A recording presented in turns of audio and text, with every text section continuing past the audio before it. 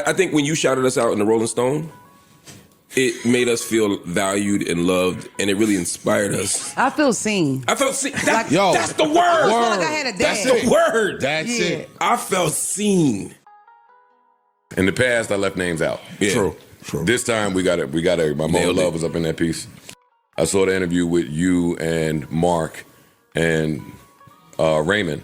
Mm-hmm. Oh, that kind was of get fun. picked up by some blogs. I wanted to ask you how you felt about it. What makes an elevator good? We discuss Joe Budden's podcast and his co-hosts both on and off the show. Okay, folks, I'm sorry. I've been celebrating life's achievements outside of YouTube, so I'm a little tipsy right now. However, a few things occurred toward the conclusion of today's Patreon episode. I will thus produce several videos in which I discuss it. However, this one is specifically for Emanny. For those of you who don't follow me on Patreon, I've been talking about Joe starting treatment due to his success on the platform for the last 3 weeks. I had no idea that Emanny's Patreon was being covered by outside publications, blogs, and other sources. His interview with Mark Lamont Hill and Raymond, seems to have become popular outside of Patreon. Emanny is currently popping, so it happened just as I anticipated. Naturally, Joe talked about it. Additionally, you should be aware that Joe is hateful if he acknowledges something you're doing, such as an outside endeavor. Just be aware that he is admitting to you that he's keeping track of your outside business endeavors. He's listening. When I told Emanny to go out on his own and build his own platform, I told him that the hand that is currently feeding him is going to start pulling his hand away because he is taking this as a slight rather than being thrilled that you are finally taking the steps in your life to get to where you want to go on your own fruition or volition.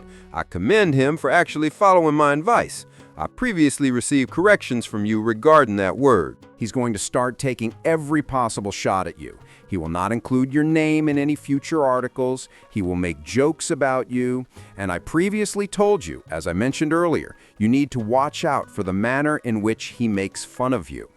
May your mother rest in peace whenever that occurred, and may he blow her ashes across the couch. I told you, Emanny, to nip this in the bud because it's going to get worse if that joke happens. And I blow out, now that you're actually doing anything on your own, it will feel worse to you.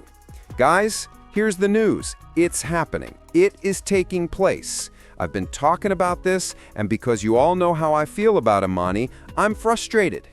It's simply going to be a question of time before he has a real-life blow-up on the pod where he throws his own cards up. Emanny must play the game since he hasn't reached a point where he doesn't require the JBP.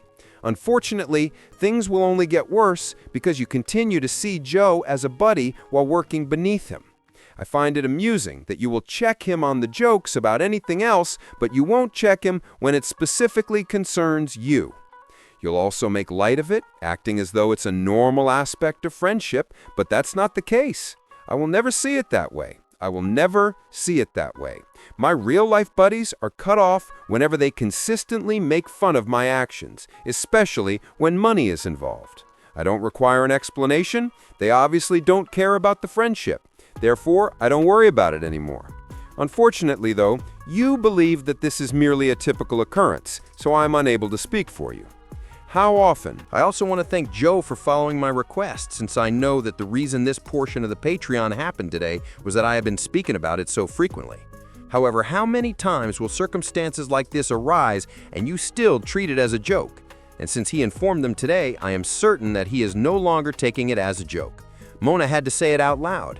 It appears that he will attack all of us if you say something offensive to him at this moment. Entered the room looking as stoic as possible while wearing his hood up.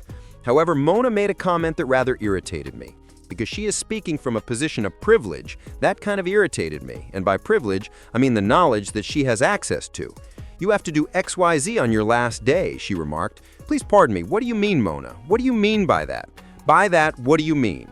Are you implying that this will be my last day on the pod because I'm leaving on my own due to the success I'm finding on Patreon and all of my other endeavors, like the events I'm hosting? Or are you implying this because Joe referred to something similar?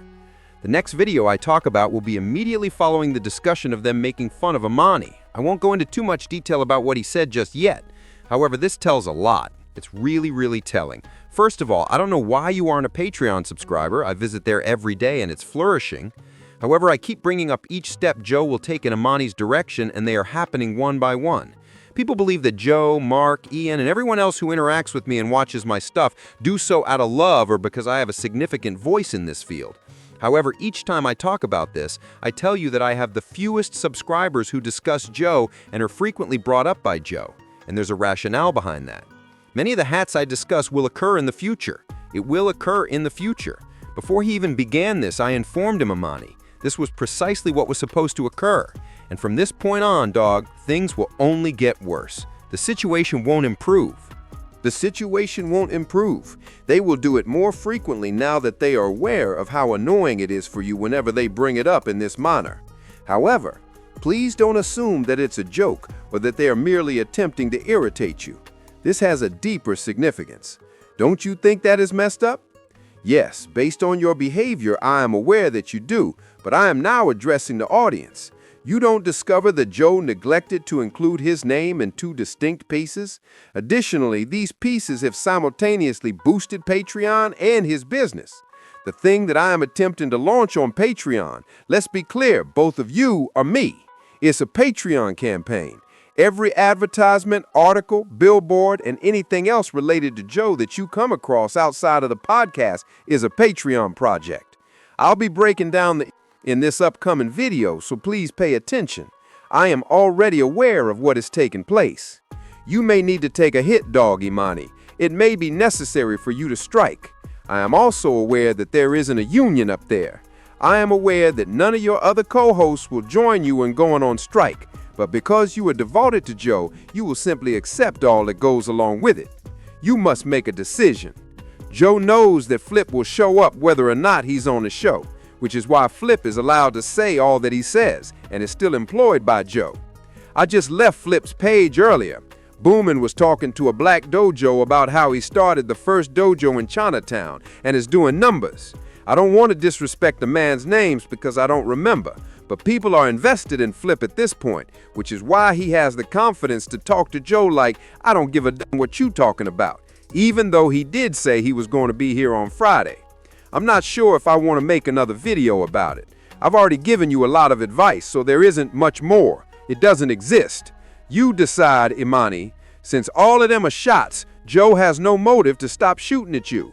All of them. Joe and I would never have appeared on as many Patreon episodes as you did, and while he was promoting his platform, he neglected to include me.